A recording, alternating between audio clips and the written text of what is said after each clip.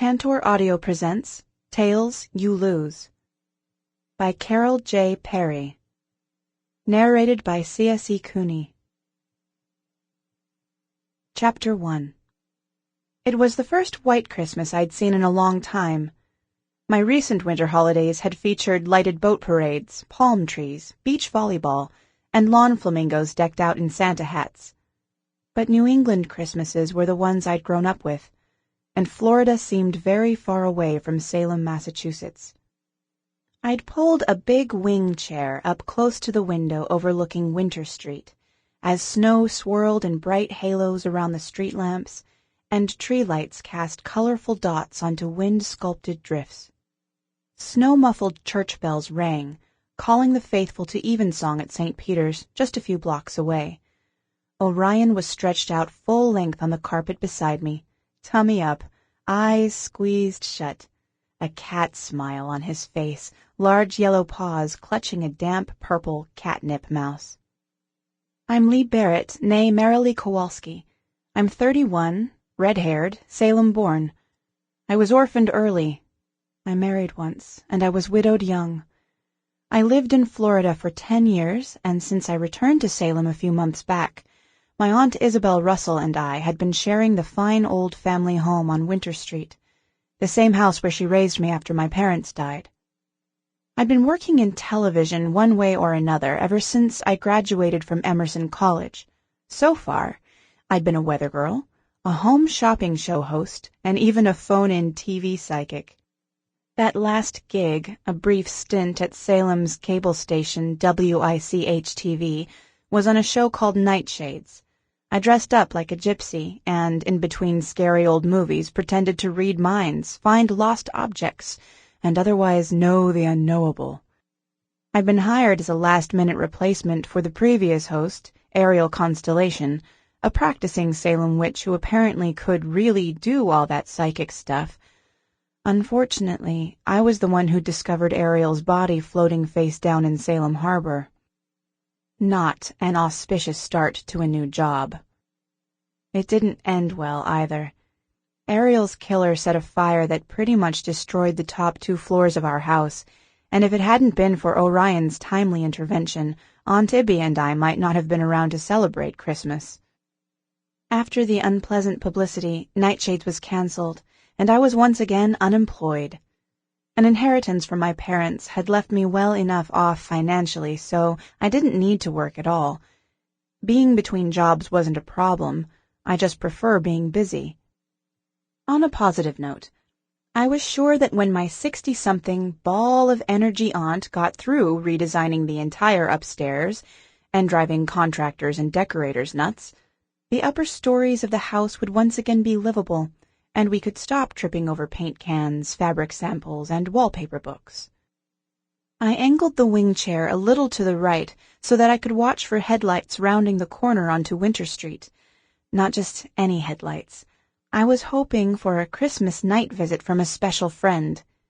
Well, maybe Detective Pete Mondello had become quite a bit more than just a friend, but I was trying to move slowly in that area of my life.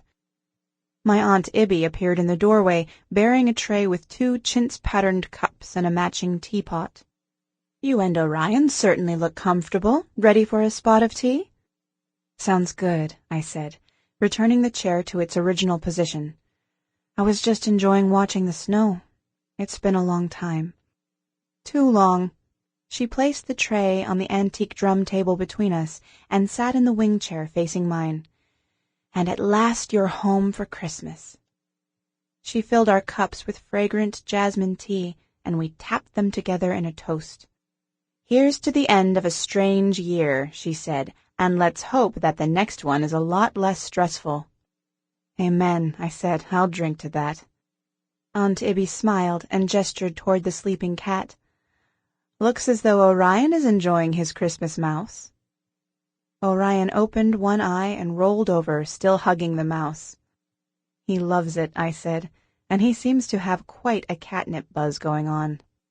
"Pete will be pleased that his gift was such a big hit," she said. "Too bad he couldn't have joined us for dinner." We'd had the usual holiday house full of relatives and friends for the festive meal, but the gathering snowstorm had sent them all home early. He said he'd try to stop by later. "I'll bet a little snow won't keep him away," she said with a knowing smile. I turned my chair just enough so that I could still see the headlights on any car turning onto Winter Street. It wasn't often that Pete had a holiday off, and this year he'd had to choose between Christmas Day and New Year's Eve. We'd already exchanged Christmas gifts.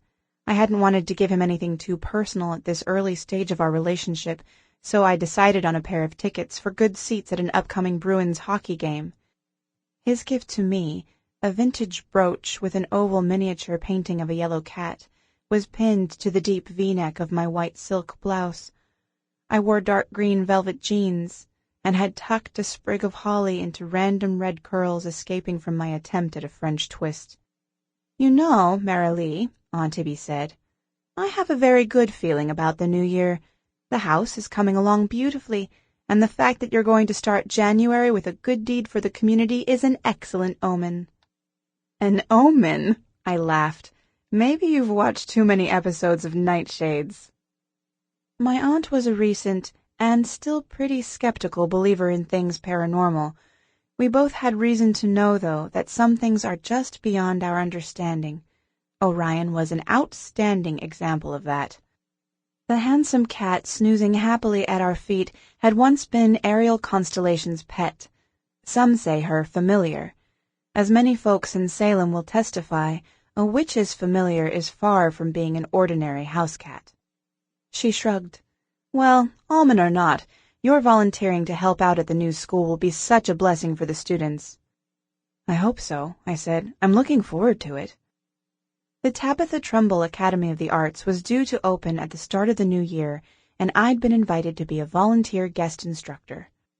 The school was located in the sprawling old building that had once housed Trumbull's department store in downtown Salem. The store had been closed since the 60s, and had been slated for demolition until government grants and a historical site designation saved it from the wrecker's ball. Already dubbed the Tabby, the school would soon be bustling with the activities of aspiring dancers, poets, painters, actors, and, in my department, television performers and producers. "Your mother and I used to go to Trumbull's with your grandmother Russell when we were little girls," Aunt Ibby said. "We loved it. There was a grand staircase to the second floor with wide banisters, which I always wanted to slide down." "Did you ever do it?" "No, I never did. Now that I'm officially a staff member at the Tabby, I'll give you permission to slide whenever you want." Orion's ears perked up. He stood, stretched, and trotted toward the front hall. "Someone's coming," Aunt Ibby said. "Orion always knows before we do." She was right. The gleam of headlights glinted on the frosted window pane as a car rounded the corner from Washington Square. "It's probably Pete," I said. When the door chime sounded, I followed Orion into the hall and opened the front door. Pete Mondello stood there, smiling, hatless, holding a huge poinsettia plant under one arm while fat snowflakes fell all around him. "Brr, cold out there." He hurried inside, pulled me close for a quick hug with his free arm, and stamped his feet on the woven rope mat. "Merry Christmas, Lee," he said, tossing his coat onto a hook on the tall hall tree. "You look good." "You look good, too," I said, brushing a snowflake from his dark hair. An understatement. He looked wonderful. "How was your Christmas?" "Fun," he said, bending to stroke Orion's head.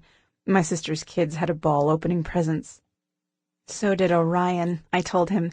"He had the wrapping off of his purple mouse before we were up this morning. He's been playing with it all day.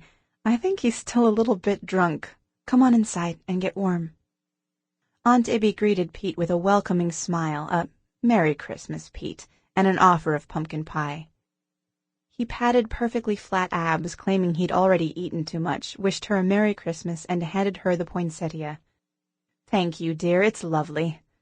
She placed the plant on the sideboard and stood back to admire the effect. "Pete, I was just telling my niece about the old Trumbull's department store."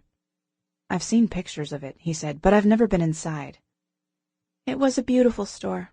All those gleaming hardwood floors and racks of the latest clothes, a great big book department, Hardware and notions and linens and toys and jewelry and just about anything a person might want.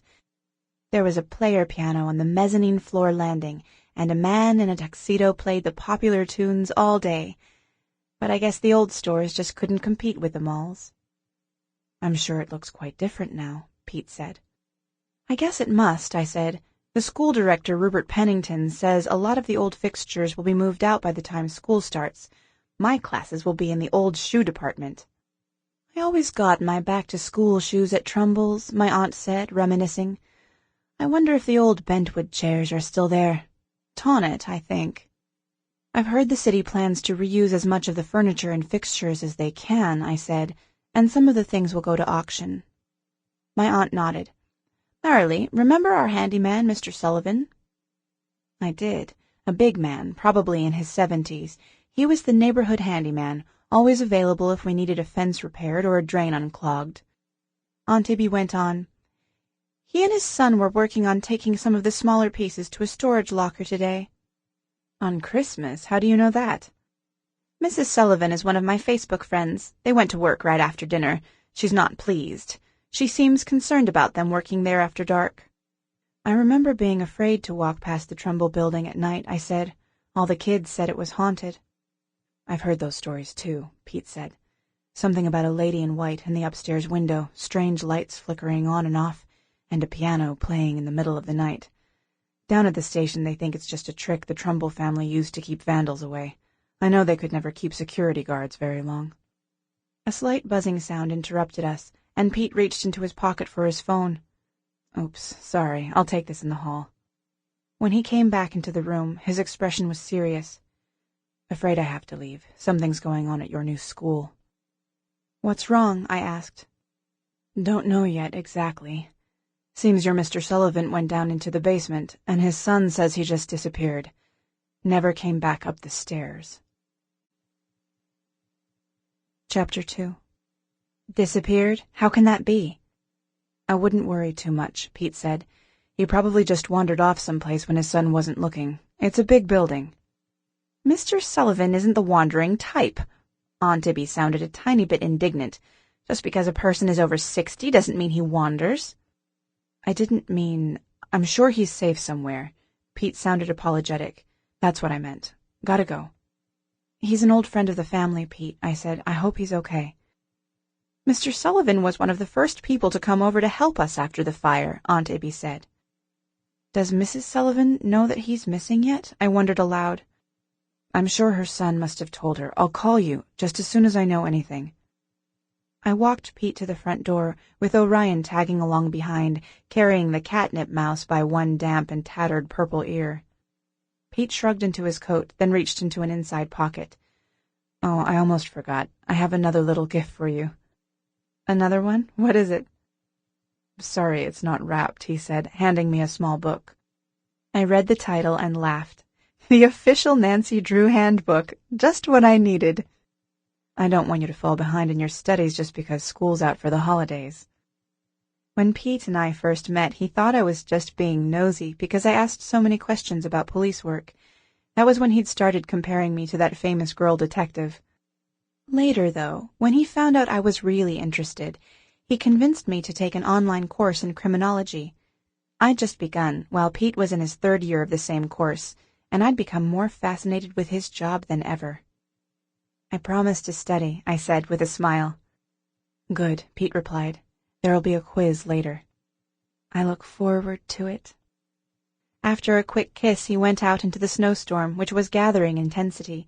The big, soft snowflakes that had been falling earlier had been replaced with the hard, stinging kind. He should have worn a warm hat and mittens. The cat and I returned to the living room, and I looked around for Aunt Ibby. Her voice came from the den, which housed her computer, printer, fax, and other technical toys. She looked up from her phone when I entered the room. "Of course I will," she said into the receiver. "Don't worry, dear. I'll be right over to pick you up." "What are you doing?" I asked, although I knew exactly what she was up to. My busybody aunt was planning to brave the weather and drive the distraught wife to the Tabby. "That was Mrs. Sullivan," she said with an innocent smile. "She needs a ride to the Trumbull building. I told her I'd be right over." "In this storm, I don't think so." Aunt Ibby, I said, I know your Buick is a very safe car, but I doubt that the roads are all plowed yet. Driving in the storm just isn't a good idea. I told her I'd be there, and I will. She stood and headed for the hall, then looked back at me. Unless you'd like to drive? I'm not the best driver in the world, and I hadn't a lot of recent experience driving in snow, but my late husband, Johnny Barrett, had been a rising young star on the auto racing circuit. I'd spent enough time around racetracks to know a little about handling cars. Reluctantly, I agreed. Oh, thank you, Merrily. We'll just pick up Mrs. Sullivan and dash right over to Essex Street. No dashing through the snow this Christmas night, thank you. Slow and steady and prayerful. It took only a few minutes to don coats and hats, boots and gloves, and to head out the back kitchen door toward the garage, where Aunt Ibby's car was housed. By then the snow had acquired a gleaming frozen crust on top of a foot or so of wet base. Great for snowball fights or building snowmen, not so much for walking. We crunched our way past the vegetable garden, where dried, white-coated corn stalks loomed like bent rows of arthritic ghosts, and the winter-killed remains of tall sunflowers crackled under their coating of ice. Aunt Tibby stopped suddenly. Shh. Oops. I thought I heard the cat door. Orion, that nosy boy, has followed us. She was right. The cat raced past, skimmed along the snow, and sat in front of the garage. Go home, Orion, bad boy. Scat! I pointed toward the house. It's too cold for you out here. Aunt Tibby pressed the garage door opener, and the cat trotted inside, looking back at us. Shall we take him with us? Aunt Ibby asked. I think he wants to come. I shrugged. Sure, why not? He likes to ride. She climbed into the passenger seat, and Orion curled up on her lap. I eased the car out of the garage, and we headed slowly toward Bridge Street, where the Sullivans lived. Happily, Bridge Street had been plowed, and when we pulled up in front of the apartment house, Mrs. Sullivan was already waiting at the curb. A tiny little bird of a woman, she looked very small in the big back seat. Thank you so much, Ibby, and it's so kind of you to drive Lee on such a dreadful night. I'm terribly worried about Bill. Junior sounds worried, too. It's just not like Bill to go off and not tell anyone. The thin voice broke. Aunt Ibby murmured comforting words. I concentrated on the road as the windshield wipers tried to keep up with the icy droplets pinging on the glass. Orion purred. Even though Essex Street is practically around the corner from our house, Salem's eccentric pattern of one-way streets and pedestrian malls made a roundabout route to Trumbull's necessary. The plows had done a good job of clearing the main streets, though, and the trip wasn't as bad as I'd expected. The parking lot next to the old store was nearly empty. There was one police cruiser, Pete's unmarked Crown Vic, an old red van marked Sullivan and Son, with an attached U-Haul trailer, and a couple of other cars I didn't recognize. I parked as close to the building as I could, and we climbed out, leaving Orion in the driver's seat peering out the window. There were lights on inside the building, and a uniformed officer stood outside the glass double doors. For as long as I could remember, those doors had been covered on the inside with some kind of thick fabric, preventing anyone from seeing in. All the display windows had been covered too, but now light shone from each one, and newly polished glass gave a clear view of the grand staircase Aunt Ibby had described. Pete Mondello stood just inside the door, in apparent conversation with a man who wore a black, velvet-collared topcoat and a gray fedora hat. I recognized Rupert Pennington, the new director of the Tabitha Trumbull Academy of the Arts. Mr. Sullivan's son, Junior, sat on the bottom stair, his head in his hands. Aunt Ibby spoke to the uniformed officer. This is Mrs. Sullivan. She needs to talk to her son, to help you fellows figure out what's become of her husband. Chapter 3. The officer tapped on the glass and motioned to Pete, who held up a finger signaling, wait a minute. Then, seeing us standing outside, quickly approached the double doors. He frowned as he pulled one of them open. Not a grouchy frown, but one that meant, what the hell are you doing here? Pete stood in the open doorway. Lee, Miss Russell, what's going on? He caught sight of the woman with us. Is this Mrs. Sullivan? Please come in, ma'am. I've been trying to call you. He bent to take Mrs. Sullivan's elbow and guided her toward the stairs where Junior sat. His cop face firmly in place, he turned and spoke to us over his shoulder. You two can come in. Can't leave you standing out in the cold. Don't touch anything. So there we stood, as Aunt Ibby says, like a tree full of owls, in the middle of that vast, nearly empty, hardwood-floored retail time capsule, Trumbull's department store. I looked around. There was very little not to touch. Mr. Rupert Pennington, who stood nearby and was also carefully not touching anything, broke the awkward silence. "Miss Barrett, is that you?" "Yes, sir. Aunt Ibby, this is Mr. Pennington, the director of the school. Mr. Pennington, my aunt, Isabel Russell." The director carefully removed one gray leather glove, and we shook hands all around. "We drove Mrs. Sullivan here," I explained. "She's terribly worried about her husband." "Ah, yes, indeed. The dear lady appears quite distraught." The director's voice was clearly that of a trained stage actor. I'd met Mr. Pennington before, when I was first approved by the board to be an instructor at the Tabby, so I wasn't surprised by his Shakespearean tone. I could tell by Aunt Ibby's expression, though, that she didn't know whether to be impressed or amused. "How did you happen to be here on this dark and stormy night, Mr. Pennington?" my aunt asked. "The young constable there," he waved in Pete's direction, "asked me to come and perhaps be of some assistance." He reached into his overcoat pocket and produced a jangling ring of keys. "Apparently I possess the only extant complete set of keys to this little kingdom." "Do you know if they figured out where Mr. Sullivan might have gone?" I asked. "Whether he might have left the building for some reason?" "Aha!" He'd replaced his glove and pointed his index finger into the air. "We traversed the perimeter of the main floor and unlocked each and every egress onto the street level. Not stepping outside, the officer examined the newly fallen snow to see if there were any footprints indicating that any person had recently exited the building." "And," Aunt Ibby asked, "were there?" "Alas, not a one. The only footprints were those at the front door, made by the missing gentleman and the strapping lad on the stairs," he pointed at Junior, "as they went in and out, to and fro, so to speak, loading items into the truck." "Junior said his dad went into the basement," I said. "Did you check the exits down there?" Mr. Pennington shrugged. "There are none. It was explained to me that the basement was never used as a sales area for just that reason.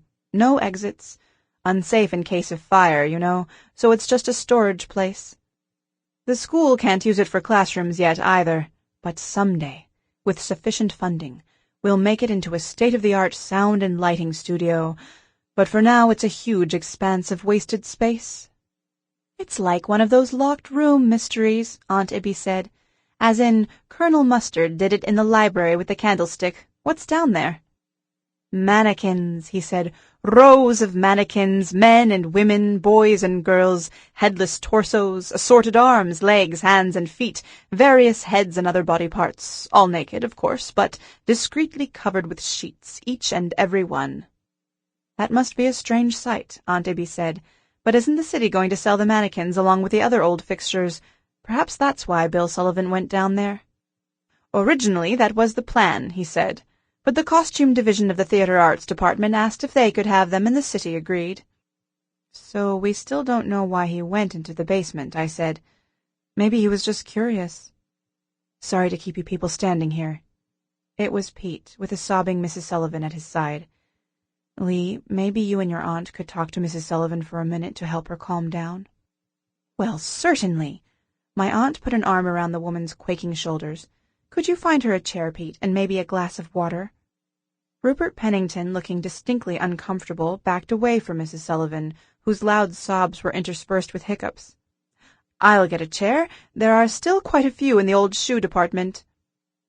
He hurried away toward the staircase, motioning to Junior, who still sat at the foot of the stairs. "Come along, young man. We'll get a chair for your poor mother." "Pete," I said, "I have some bottled water in the car. I'll get it. And would you mind if I brought Orion inside? I didn't think we'd be here this long, and it's very cold out there." "You brought the cat." It was a statement, not a question, but he couldn't keep a straight face and broke into a half-smile. "Sure, why not?" He shook his head. "I'll come with you." He shrugged into his coat.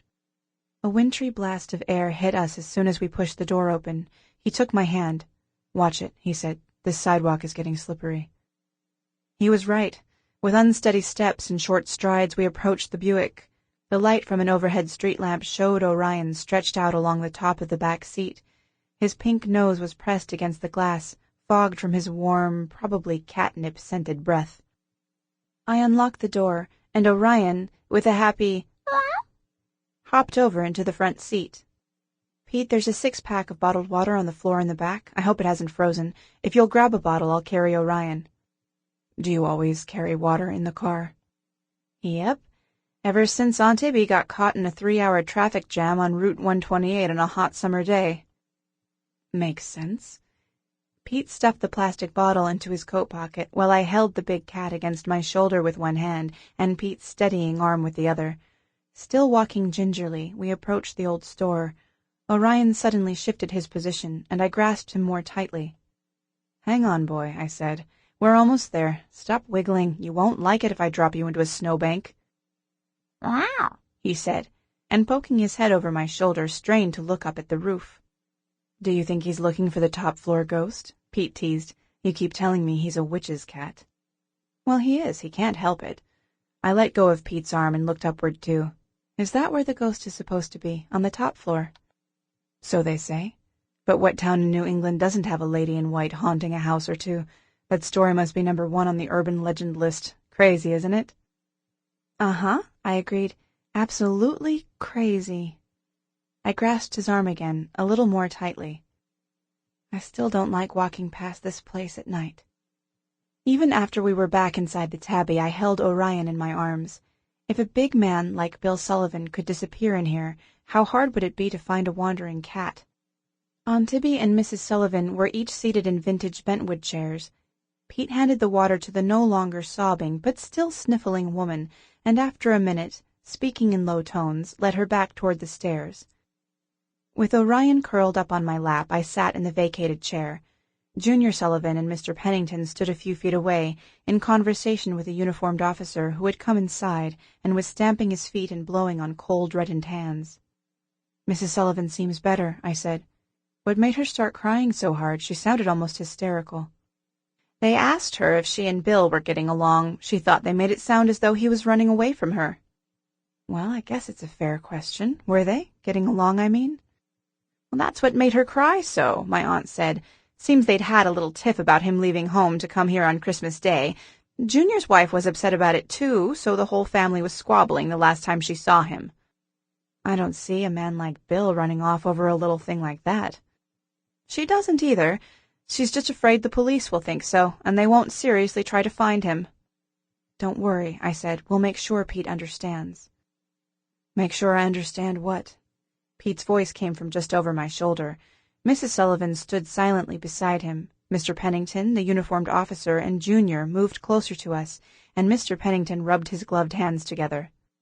Well, boys, he said, in his most sonorous tone, we've a man's work ahead of us this day.